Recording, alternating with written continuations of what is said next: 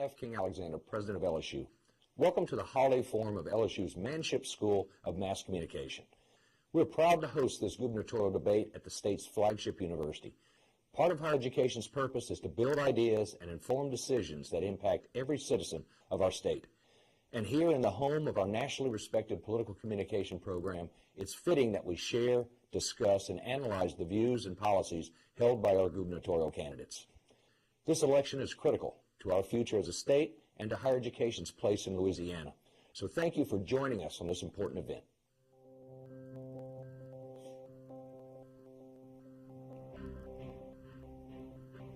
Good evening, ladies and gentlemen, and welcome. Tonight we are joined by the candidates, students, and viewers from across the state for the final gubernatorial debate of the 2015 primary election.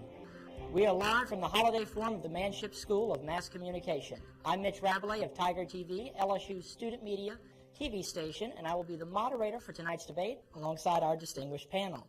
Now, before we go over the rules for tonight's debate, let's meet the candidates who are here with us. Representative John Bell Edwards of Amite, Lieutenant Governor Jay Darden of Baton Rouge, and Public Service Commissioner Scott Angel of Breaux Bridge. Now, we'd like to note at this time that we did extend an invitation to United States Senator David Vitter, but he did decline to participate into this forum, citing his ongoing obligations in Washington. Gentlemen, the rules for tonight's debate are as follows. You will be given 30 seconds for both opening and closing statements, 30 seconds each, that is. You will have a minute and 30 seconds to respond to each question, and you will have 30 seconds to respond to follow-ups, which will be dispensed at the discretion of myself and the other panelists. The candidates will begin with their opening statements. The order was chosen at random. Representative Edwards, you will go first.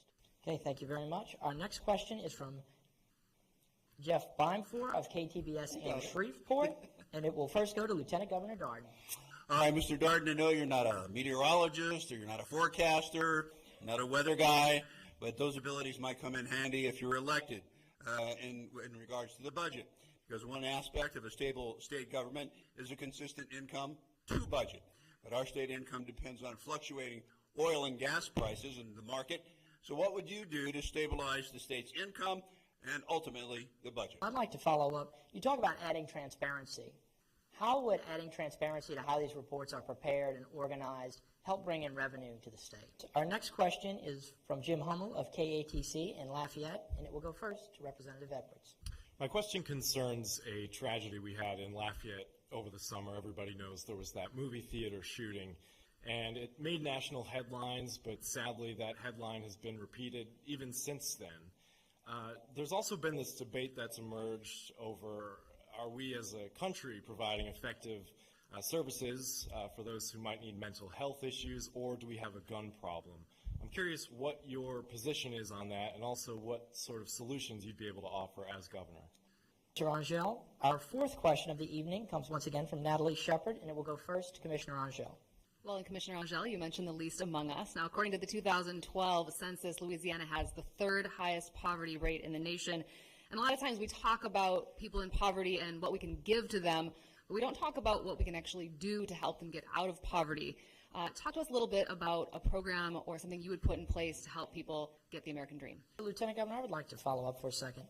You talk about increasing funding for education. Where would you get those revenues from? Our fifth question of the evening comes from Michael Marsh of WBRZ here in Baton Rouge, and it will go first to Lieutenant Governor Darden. Gentlemen, the transportation fund is seriously depleted. We have a backlog of $12 billion worth of projects. We need bridges, we need roads, interstates, whatever. Baton Rouge, you know the problems, Jay Darden, because you live here. We need another bridge, a bypass, whatever, to get traffic. We're the only major metropolitan area in the state that doesn't have a bypass or a loop.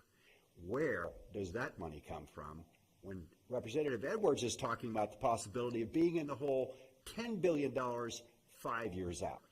And I'll have follow-ups. Thank you, gentlemen. We will now move to the second round of tonight's debate, where each candidate will be asked a specific question about their backgrounds, qualifications, and or accomplishments. Commissioner Angel, you are first, and your question comes from Jim Hummel of KATC.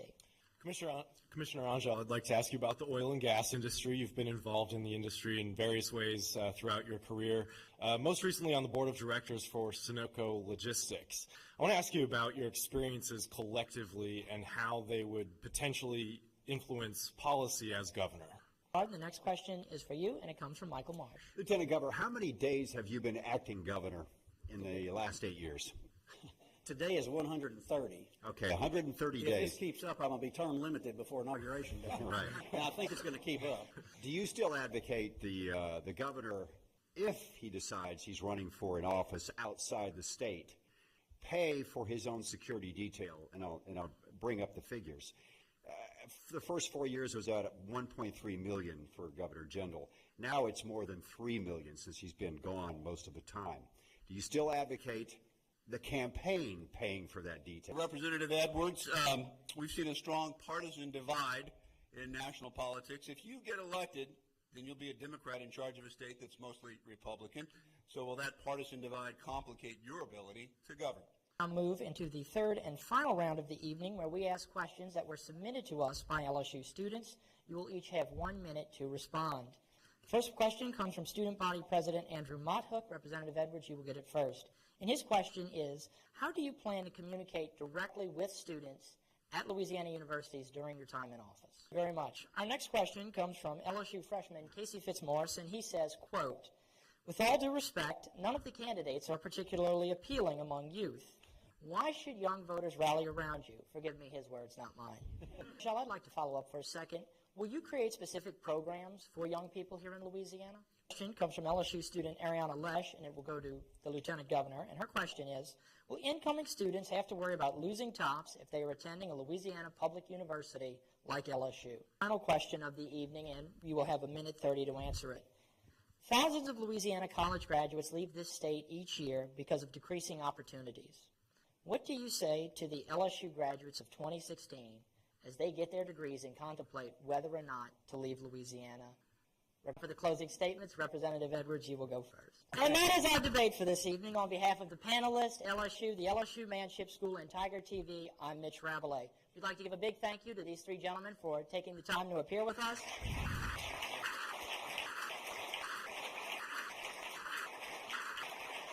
And, of course, to our panelists.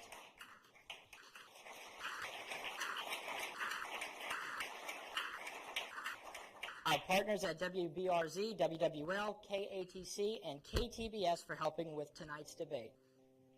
Thank you for watching, and please remember to vote on Saturday. Thank you, and good night, everybody.